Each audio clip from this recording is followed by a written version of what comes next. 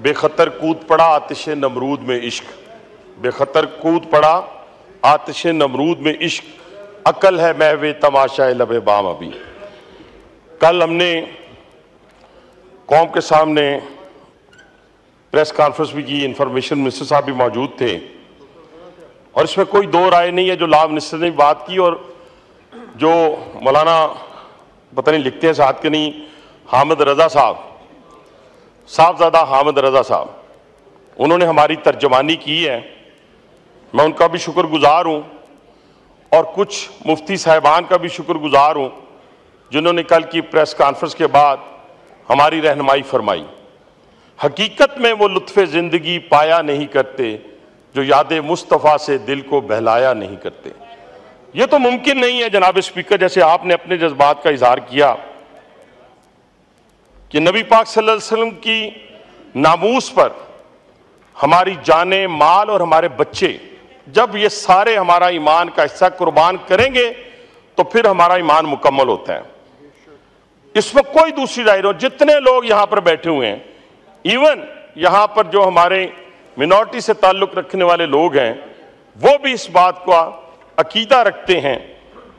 मेरी गुजारिश ये है कि जो फतवों वाली बात है उस पे तो यहां पे किसी को कोई किसी किस्म का इत्तेफाक नहीं होगा कि हर शख्स अपनी अपनी फैक्ट्री लगा ले और वो फतवे जारी करता जाए, अपनी जाती लड़ाई को कभी कुरान पाक की बेहुरमती के साथ मुंसलिक कर दें, कभी होटल पे बिल ना दिया गया हो या झगड़ा हो गया हो तो एक शख्स को जला दिया जाए या फैक्ट्री के अंदर जला दिया जाए।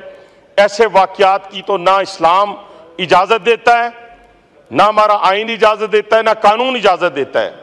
लेकिन एक मैं आपके सामने गुजारिश करना चाहता हूँ, जो साहबजादा साहब ने बात की, मैं क्योंकि कानून का स्टूडेंट नहीं हूँ, लेकिन मैं आपके सामने 298 जे उसकी रोशनी में ये चंद लाइन पढ़ने लगा हूँ जो उलमाए किराम ने भी हमारी रहनुमाई की है और कुछ थोड़ा बहुत पढ़ने की रोशनी में भी कि ये कादियानी ग्रुप, मैं उसका सारा नहीं पढ़ूंगा।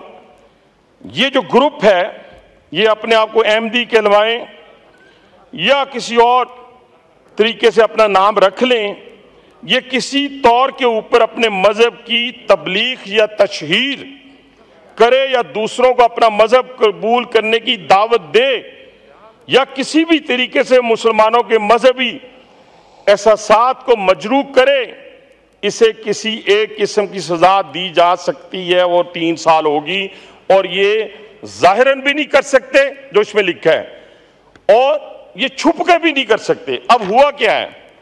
हुआ ये है कि फैसले के अंदर जो 42 नंबर पैरा है उसके अंदर आखिर में जाकर यह कहा गया है, ताहम अपने घरों, इबादत गाहों और अपनी निजी मखसूस इदारों के अंदर उन्हें कानून के तहत मुकर्रर करदा।